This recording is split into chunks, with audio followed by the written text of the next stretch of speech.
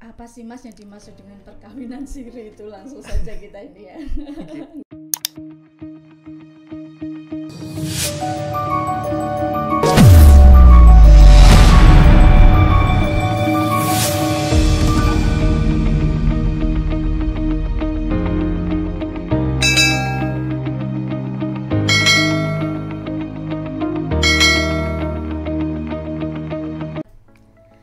Assalamualaikum warahmatullahi wabarakatuh. Waalaikumsalam warahmatullahi wabarakatuh. Halo, apa kabar dulur podcast Kemenak Tuban yang berbahagia? Kembali lagi bersama saya Laidia Mariati, Pranata Humas Kantor Kementerian Agama Kabupaten Tuban dalam program acara On Mix Studio Kemenak Tuban. Air jernih mengalir di kali, menyegarkan hati yang dahaga. Mari bersyukur kepada Ilahi atas nikmat sehat jiwa dan raga. Luar biasa. Pemirsa, di episode kali ini kita akan mengulas satu topik yang cukup sensitif namun penting untuk kita pahami bersama, yaitu tentang pernikahan siri antara cinta, norma, dan legalitas. Apa sebenarnya pernikahan siri itu? Mengapa sebagian orang memilih jalur ini? Bagaimana pandangan agama, hukum negara, dan norma sosial terhadap praktik ini? Mari kita bahas secara jernih dan bijak bersama narasumber yang kompeten di bidangnya. Jangan lewatkan karena informasi ini membuka wawasan kita dalam melihat realita yang terjadi di masyarakat. Sudah hadir bersama kita narasumber yang kekinian, Mas Fakhrudin LC MH CPNS, calon penghulu KUA Revitalisasi Kecamatan Tuban. Apa kabar Mas? Alhamdulillah baik. Masih latsar ini? Masih, tapi Sampai di periode kapan? kedua. Sampai 24 November kemudian berangkat ke BDK Surabaya. Wah, masih sibuk ini ya. Terima kasih loh sudah menyempatkan waktu untuk datang ke podcast. Sama-sama Bu Lydia. Baik. Apa sih Mas yang dimaksud dengan perkawinan siri itu? Langsung saja kita ini ya. Oke, sebelumnya terima kasih atas kesempatan dan waktunya diundang ke On Mic Kemenak Tuban. Ya. Jadi pernikahan siri atau biasa disebut dengan pernikahan bawah tangan. Gampangnya kalau kita kemudian memahami nikah siri adalah pernikahan yang dia tidak tercatatkan secara hukum atau ketentuan undang-undang yang berlaku di Indonesia. Itu pernikahan siri. Pernikahan siri ya, intinya menikah tapi tidak tercatat begitu ya. Nikah tapi tidak tercatat secara hukum. Oke. Kemudian Mas, apa perbedaan perkawinan siri dengan perkawinan yang tercatat secara hukum negara? Kalau secara realitanya atau secara faktanya atau yang kemudian tampilan luar yang kita lihat seolah-olah sama saja. Sama saja kemudian syarat rukun nikahnya terpenuhi. Misalnya kemudian ketika pernikahan itu harus ada 2 saksi yang adil, harus ada walinya, harus ada ijab kabulnya. Di pernikahan siri pun sama. Tidak ada bedanya. Saksi minimal 2 ya? Saksi 2. 1 nggak boleh? Nggak boleh. Saksinya 2. Ada walinya. Sama, secara kelihatannya itu sama saja. Non sewu, ini bicara wali nih ya. Kalau sudah dewasa misalnya janda gitu ya sama duda, tapi dia menikahnya secara siri, apakah harus ada wali juga? Kalau pembahasan itu, kalau kita mengacunya pada undang-undang di negara kita, itu tetap harus ada wali. Beda kalau kemudian pembahasannya kita bahas ke fikih munakahat, lintas madhab, itu ada yang membolehkan bahwa nikah dibolehkan tanpa wali, gitu. Tapi kalau kemudian kita mengacu pada undang-undang di Indonesia, tetap nikah harus tetap ada walinya.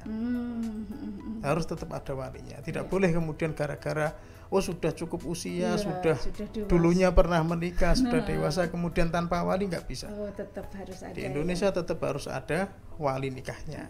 Jadi gitu. Misalnya ada, berarti dia mengikuti mazhab tertentu begitu ya? Mazhab tertentu, dan itu pasti tidak dianggap legal kalau di Indonesia. Berarti mazhab itu tidak dipakai di Indonesia begitu tidak. Ya? Dalam ketentuan hukum Indonesia memang tidak dipakai. Oke.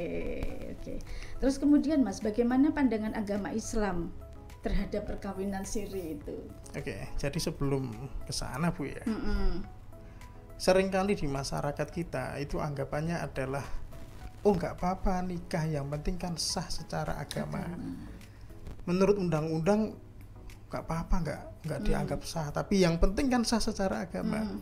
Padahal aslinya narasi seperti itu seolah-olah membodohi masyarakat, ya, seolah-olah ada dikotomi antara kepentingan agama dengan kepentingan negara. Nanti yang kemudian bicara dalam perspektif agama seolah-olah mengatakan bahwa nggak apa-apa nikah siri itu kan syarat rukun nikahnya terpenuhi. Sama, gitu. Iya. Padahal nanti ada hal-hal yang kemudian tidak disadari oleh orang yang mengatakan demikian maupun pelaku nikah sirinya, ada dampak ke depan yang itu berefek negatif bagi dia. Intinya bedol gurih gitu ya Mas ya. Iya. Oke, kayak belangkon. Iya, seolah-olah di depan biasa saja, baik-baik saja gitu. Tapi nanti sah, kemudian gitu ya. iya toh sah.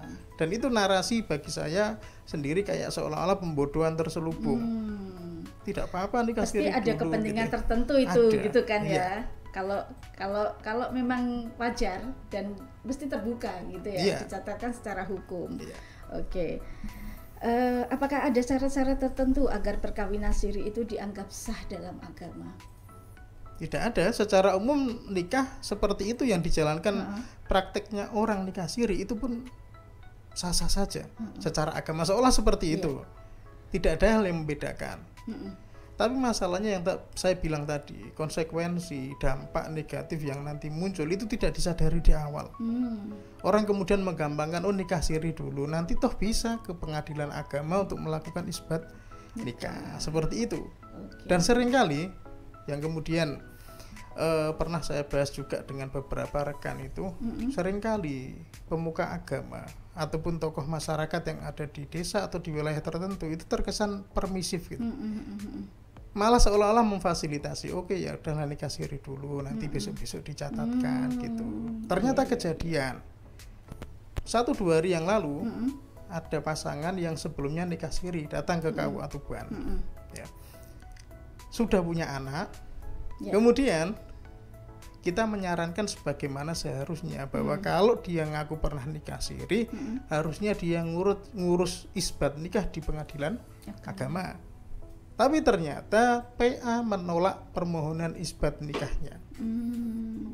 Karena apa itu Mas? Nah, saya telepon kemudian ketua PA-nya, Bapak Ali Hamdi, kemudian mengatakan, Mas, kalau tiap perkawinan siri diurus pencatatan isbat nikah di PA, kok kita kabulkan terus, maka kita tidak akan mendidik masyarakat.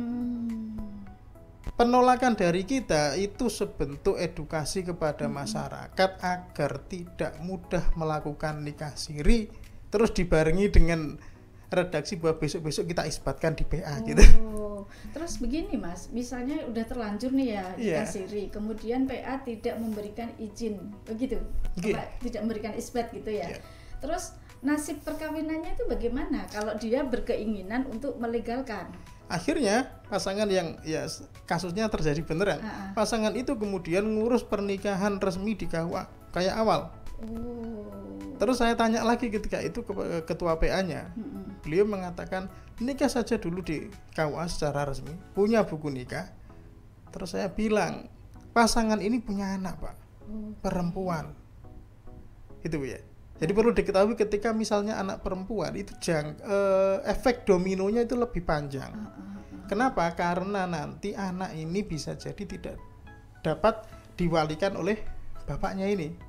Walaupun ini ayah kandung sebenarnya ya. Sebenarnya. Secara siri. Karena pernah nikah secara siri katanya. Tapi di akta anak itu akan terus ketulis anak ibu. Begitu. Karena secara undang-undang bapak biologisnya ini tidak diakui sebagai bapaknya.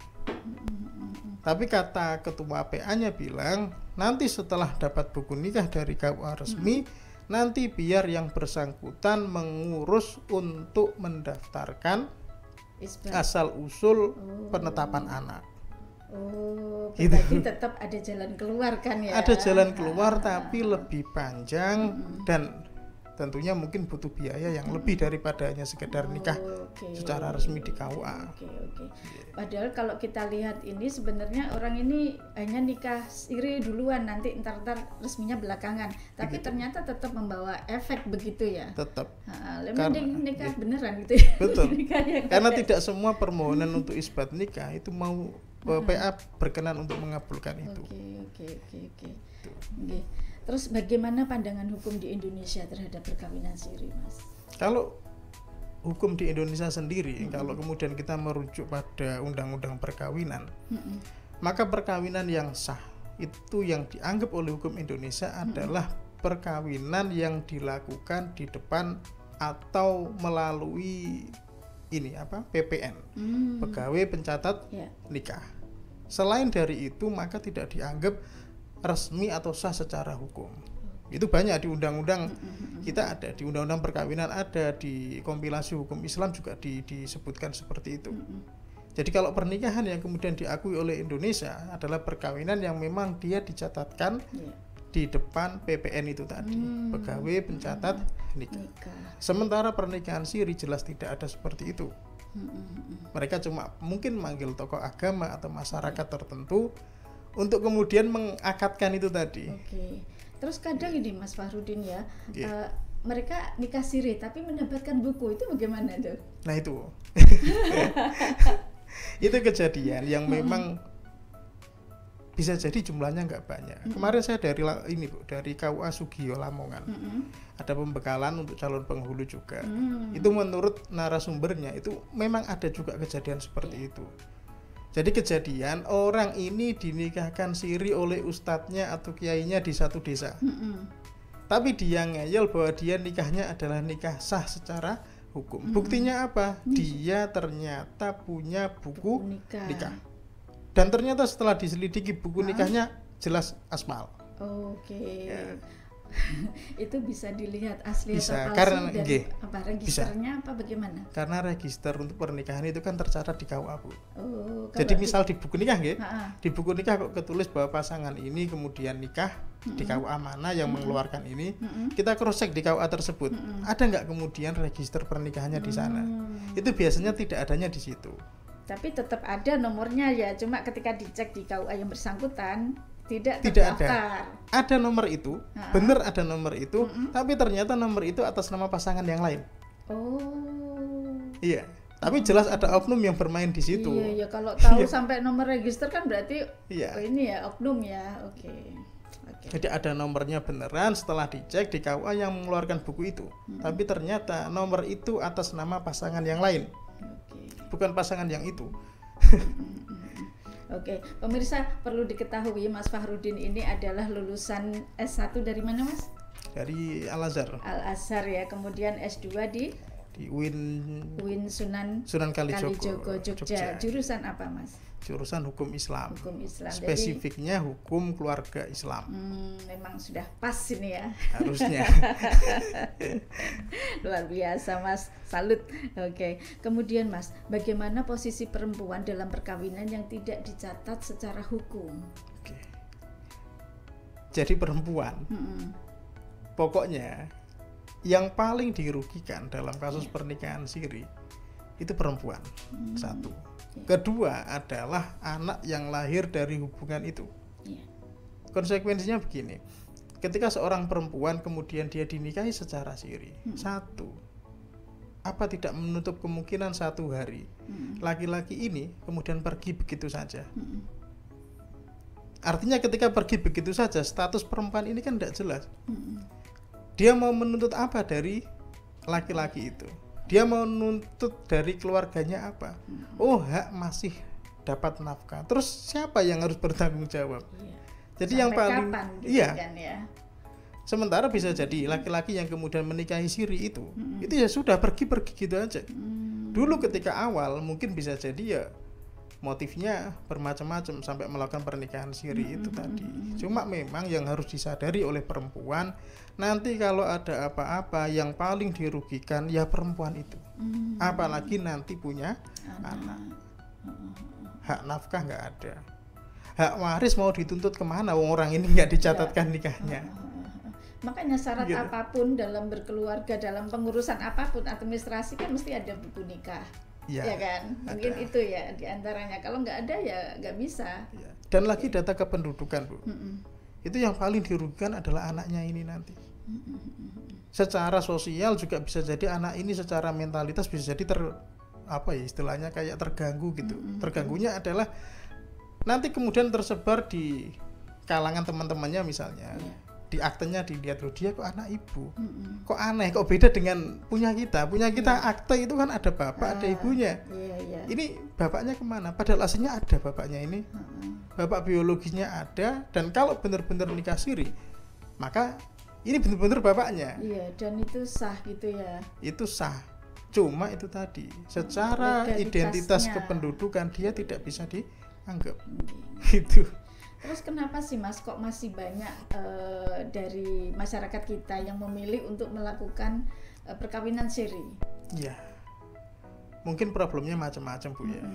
Jadi mungkin saya satu hari pernah datang ke salah satu lurah di Kecamatan Tuban juga, dan secara verbal beliau mengatakan bahwa di warga saya pun banyak yang nikah siri. Problemnya macam-macam. Di antaranya biasanya itu pernikahannya itu di bawah umur. Pernikahan di bawah umur 19 tahun itu kan tidak bisa Bu.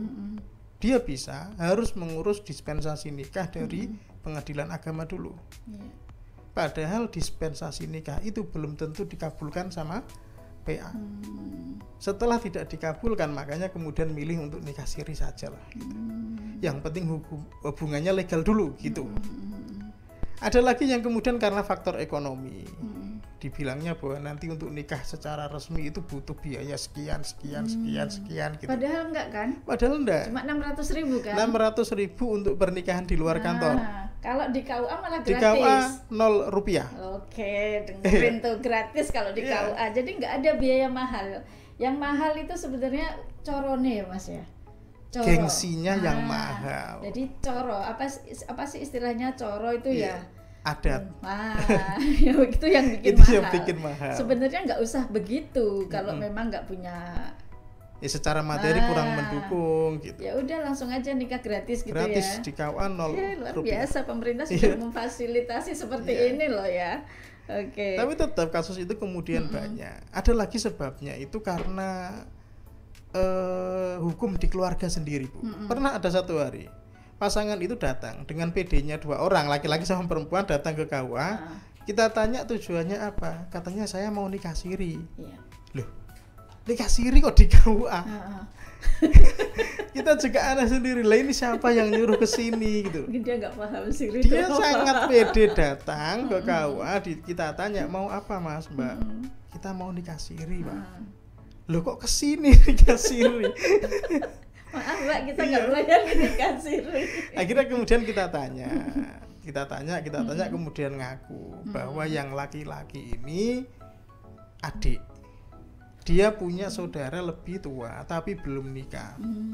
Orang tuanya tidak membolehkan dia untuk nikah. Kalau mau nikah siri silakan, tapi nikah secara resmi nanti dulu katanya. Nunggu saudaramu yang lebih tua nikah dulu. Jadi macam-macam sebenarnya ya alasan macam-macam itu. Di masyarakat kita macam-macam orang kemudian milih untuk nikah siri. Dan ada lagi misalnya walaupun bisa jadi kejadiannya minim Bu ya, itu poligami terselubung. Sudah punya tapi mau lagi kayak gitu ya. Syarat untuk pengajuan nikah yang kedua atau poligami itu kan dipandang ribet. Harus apa sih yang bikin ribet itu sebenarnya?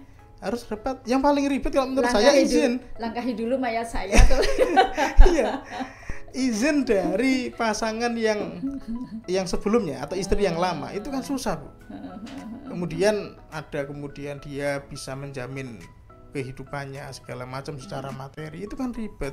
Makanya kemudian dijadikan pelarian, ya udahlah nikah siri aja gitu. Ada juga kasus seperti itu. Berarti ini si laki-lakinya egois ini ya. Egois.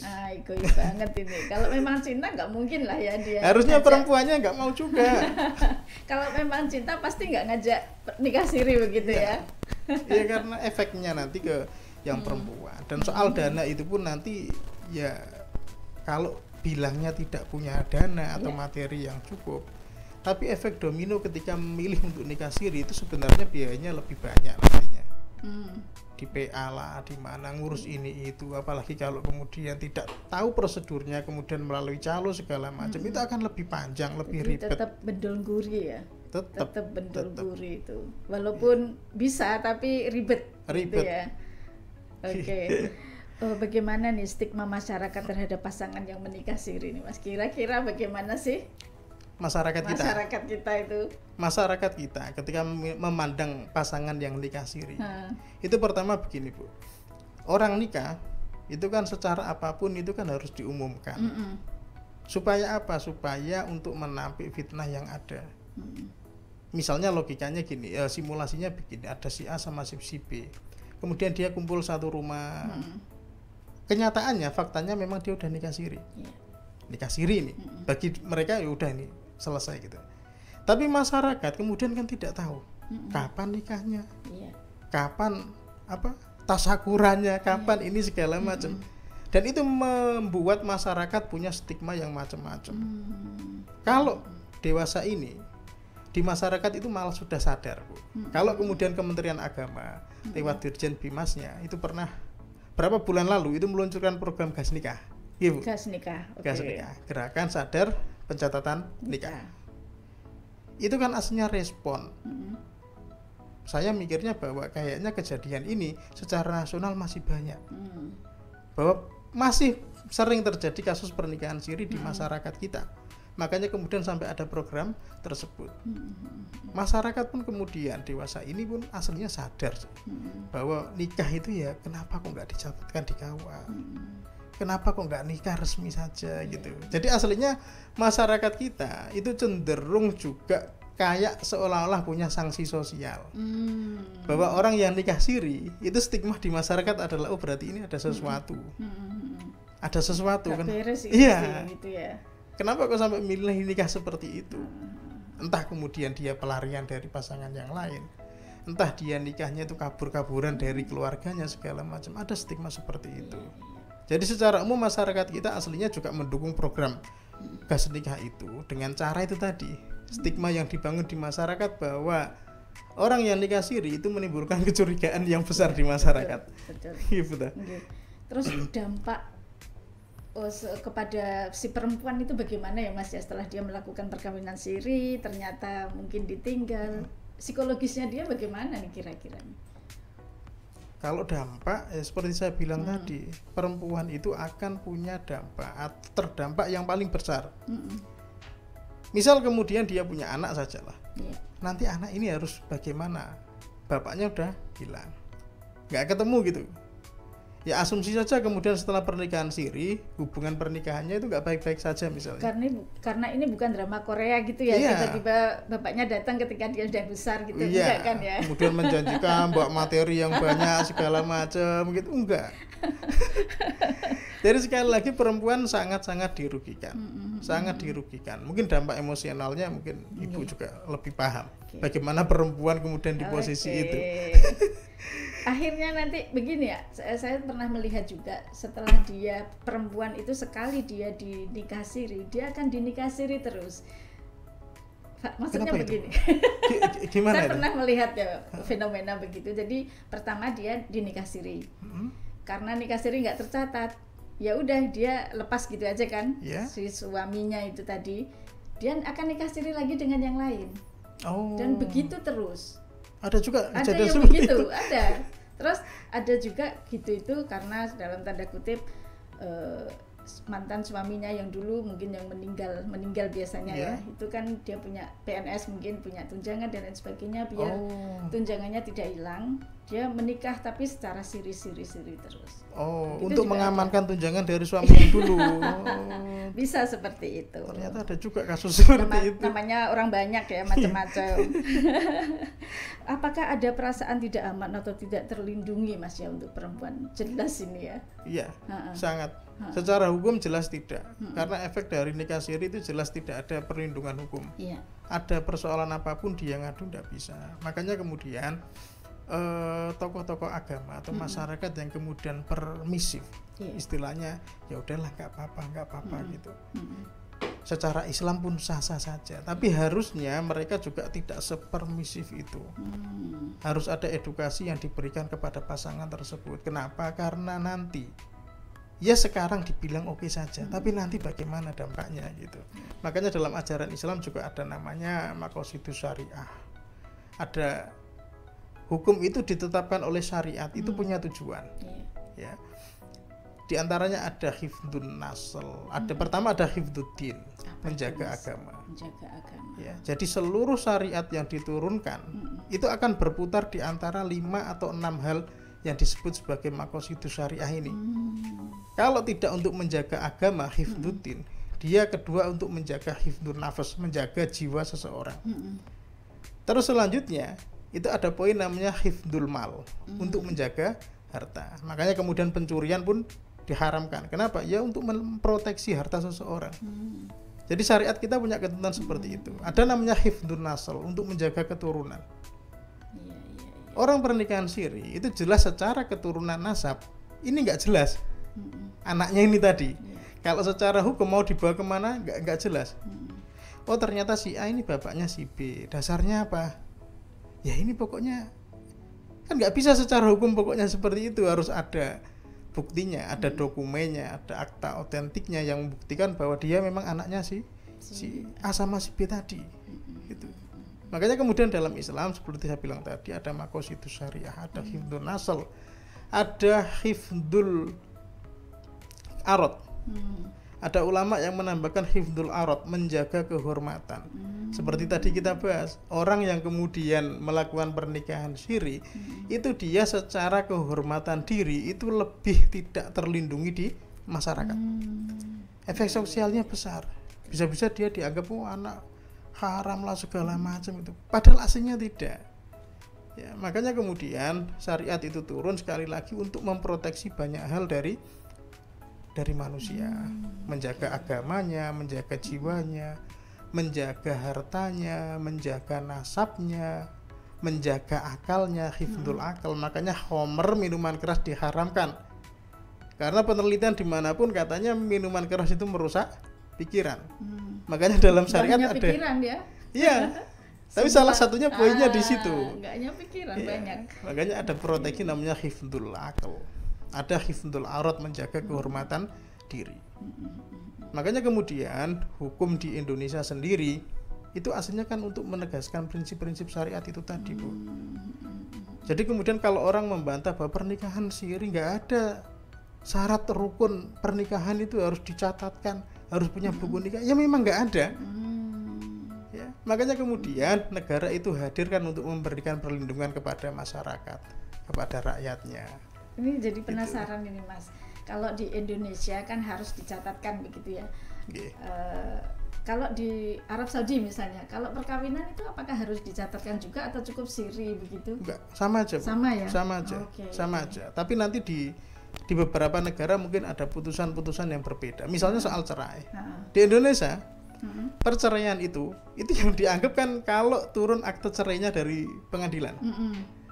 Misalnya kemudian ada si A sama si B ini mau cerai, di rumah dia bilang, kamu saya talak atau saya ceraikan hari ini. Itu kalau dalam undang-undang Indonesia kan nggak diakui. Talaknya belum jatuh ini, harus lewat sidang pengadilan dulu bahwa perceraian yang sah adalah yang dijatuhkan di depan pengadilan kan gitu. Di negara lain pun ada seperti itu. Jadi pernikahan pun harus dicatatkan. Ada juga. Jadi nggak kemudian hanya di Indonesia yang ini. Karena sekali lagi negara itu memang hadir untuk memberikan perlindungan.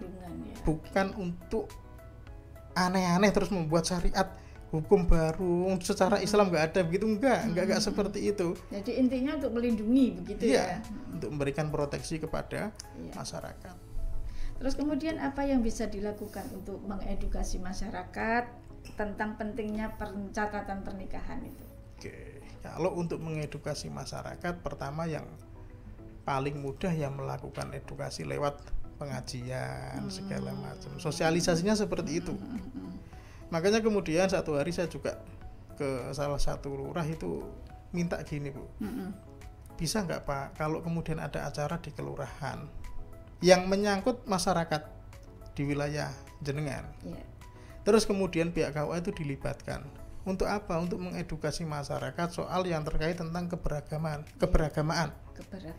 Iya. Biar apa? Biar nanti kemudian ada program kah, ada sesuatu yang harus disampaikan kepada masyarakat itu tepat sasaran. Karena kalau KUA sendiri yang ngundang itu kan kayak aneh. Ya anehnya adalah lo KUA kok ngundang masyarakat langsung buat apa gitu. Tapi kalau kemudian nebeng di programnya desa atau kelurahan itu kan jadi lebih memang enak. kerjasama sesama stakeholder nih penting banget kerjasama gitu ya, lintas sektor itu biar kuncinya. enak kita melangkahnya. Salah satunya seperti itu. Juga mungkin edukasi lewat media digital. Mas tadi udah dijelasin belum sih Mas kalau bagaimana langkah hukum yang bisa diambil jika seseorang ingin mengesahkan perkawinan siri? Kalau sudah terlanjur nikah siri, kemudian saya pengen dilegalkan ini. Kalau seperti itu sudah terlanjur nikah siri, apalagi terlanjur punya anak, bisa kemudian mengurus satu prosedurnya datang ke pengadilan agama. Untuk apa? Ya untuk mengurus isbat nikah. Itu datangnya berdua ya? Berdua. Untuk mengurus isbat nikah di PA. Tapi ada kemungkinan ketika datang itu nggak dikabulkan. Jadi ada kemungkinan ketika datang ke pengadilan agama isbat nikahnya tidak dikabulkan oleh PA. Kalau buntu seperti itu bagaimana?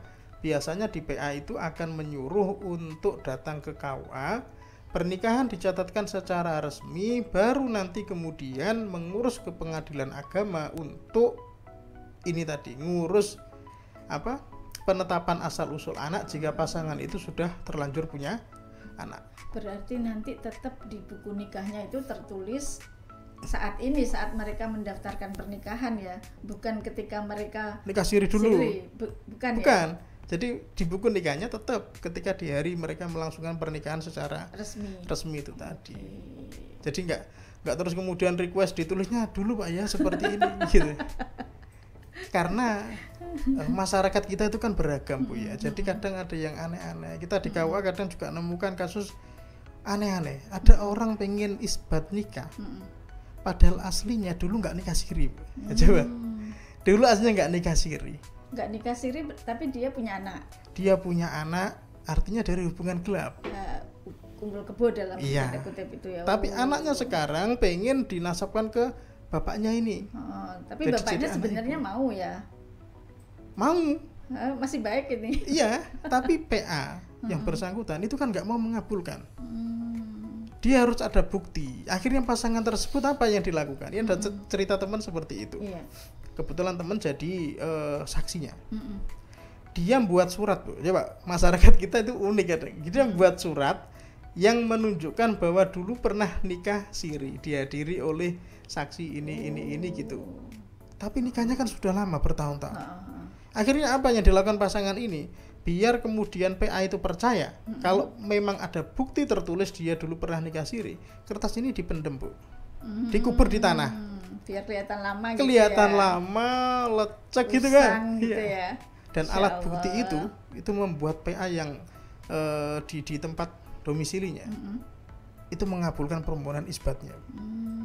Dan ternyata setelah berlalu berapa waktu baru ketahuan kalau dulu ini bohong Bu. Pasti ketahuan ya. Ketahuannya karena ngaku. Tapi ngakunya udah di luar pengadilan, ini udah putusannya udah turun. Jadi masyarakat kita ya aneh-aneh gitu. Namanya sama-sama punya kepala tapi isinya berbeda ya. Iya, jadi macam-macam. Terus bagaimana peran pemerintah, tokoh agama dan lembaga sosial dalam mengurangi praktik perkawinan siri itu, Mas? Kalau pemerintah itu tadi misalnya lewat Kemenak ada program gas nikah, kemudian program itu kan di breakdown sampai ke KUA untuk mendata kayak yang kemarin dilakukan oleh KUA yang ada di Tuban juga seperti itu, mendata di masyarakat pasangan yang kemudian nikah secara siri itu pengen didata. Nggak tahu nanti kemudian follow up-nya bagaimana, apakah akan dibantu pengurusan di PA atau bagaimana gitu. Itu kalau programnya pemerintah. Karena susahnya pernikahan siri itu begini Bu, nikah siri itu tidak ada catatannya. Data tertulisnya itu enggak ada. Karena memang kan sembunyi-sembunyi, jadi kan nggak mungkin kita gali. Termasuk ketika saya datang di kelurahan tertentu, itu walaupun lurahnya bilang datanya nggak punya. Saya pastikan Mas bahwa nikah siri di wilayah saya itu banyak. Tapi jenengan tahu nggak Pak data orang-orangnya? Ya nggak tahu. Tapi pengakuan secara verbal bahwa di masyarakatnya banyak terjadi seperti itu. Makanya kemudian kampanye yang bisa kita lakukan untuk itu ya salah satunya dengan tadi sosialisasi, edukasi di masyarakat. Kemudian yang paling utama itu biasanya lewat tokoh agama di tempat tersebut. Iya. Karena bahasanya dalam tanda kutip seliarnya masyarakat kita masih sungkan. Itu masih sungkan. Mau nikah siri pun itu izin ke mereka loh, Bu. Izin mereka. Iya. Oke. Kadang kan mereka bersembunyi di balik ketokohan kadang ya. Kadang ya Mas ya. Oke. Jadi tetap mereka dilibatkan untuk mengakadkan lah, untuk jadi saksinya itu dilibatkan.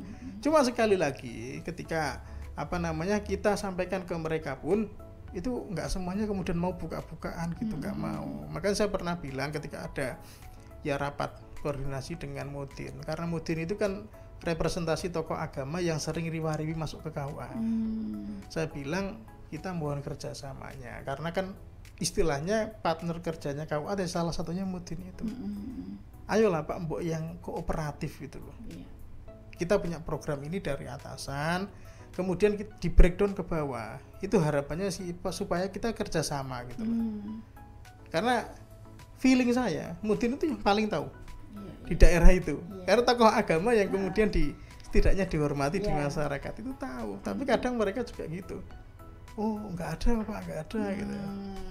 Iya. Ini perlu digali lagi ya kawan-kawan ini ya. Mungkin ada pesan dari narasumber nih Mas ke masyarakat terkait isu perkawinan siri ini. Oke. Bukan isu Bu ya, itu kejadian beneran. Oke, kalau pesan saya secara pribadi gini saja. Jadi kita hidup itu kan jangan melulu tentang kita. Hidup itu tidak melulu tentang kita, ego kita dan segala kepentingan kita. Ada hal-hal lain yang mungkin akan kita korbankan. Misalnya kemudian pasangan kita. Ada anak yang lahir dari hubungan kita. Ada keluarga yang juga tersangkut paut dengan pernikahan siri tersebut. Kalau hanya tentang kita, yaudah nikah kemudian selesai tinggal. Punya anak selesai tinggal. Nggak ada kayak prinsip tanggung jawab untuk saya harus bertanggung jawab atas perbuatan saya gitu. Nggak ada seperti itu. Ya. Makanya saya gitu. Pokoknya bagi saya ya sudah. Yang sudah kalau kejadian ya sudah. Tapi yang selanjutnya ya kemudian dibenahi. Ada etika baik untuk komitmen bahwa hubungan yang dibangun itu benar-benar serius, benar-benar memang diniatkan untuk ibadah gitu. Jadi sekali lagi pokoknya jangan egois seperti kata Bu Lydia tadi. Jadi masyarakat itu jangan egois karena hidup tidak hanya tentang kita dan ego kita, kepentingan kita. Tapi juga menyangkut banyak orang yang terlibat dalam hal tersebut. Termasuk dalam pernikahan itu. Hukuman sosial ini nanti gak hanya kepada kedua orang, tapi mungkin anak, mungkin orang tuanya, mungkin Pak D-nya, mungkin keponakannya juga. Berkesinambungan begitu. Satu hari kemudian anak yang lahir dari pernikahan siri misalnya mau nikah dengan anak orang lain, sangat mungkin bisa jadi orang itu akan janganlah sama itu. Ganti bapak gitu. Insya Allah. Coba dicek aktenya gitu. Anak bapak apa anak bapak dan ibu aja sampai segitunya kan kita nggak ada yang tahu. Kita nggak bisa memprediksi masa depan itu akan berjalan bagaimana gitu kan. Oke. Ada lagi Mas yang ingin disampaikan sebelum kita akhiri ini? Sepertinya cukup. Semoga yang mendengarkan ini juga istilahnya tercerahkan, teredukasi sedikit demi sedikit agar kemudian kita saling menjaga. Tidak hanya tentang kita tapi juga tentang mungkin di masyarakat kita ada seperti itu. Mungkin di keluarga kita ada yang seperti itu. Saling mengingatkan. Mengingatkan. Dulur podcast On Me Kemenag Tuban itu tadi perbincangan menarik kita tentang pernikahan siri antara cinta, norma dan legalitas. Semoga obrolan ini bisa memberi pemahaman yang lebih utuh tidak hanya dari sisi perasaan atau cinta semata, tetapi juga dari sisi hukum, agama dan dampaknya bagi kehidupan sosial. Keputusan dalam hidup terutama yang menyangkut pernikahan bukan hanya soal dua hati tapi juga menyangkut masa depan, legalitas dan keberkahan. Terima kasih sudah menyimak podcast On Mix Studio Kemenag Tuban. Sampai jumpa di episode berikutnya dengan tema-tema yang lebih inspiratif dan edukatif. Saya Lydia Mariati pamit undur diri. Tumbas kupat ibuh lam toro menawi wonten lepat kula nyuwun pangapura. Akhir kata wallahul muwaffiq ila aqwamit thoriq. Wassalamualaikum warahmatullahi wabarakatuh. Waalaikumsalam warahmatullahi wabarakatuh.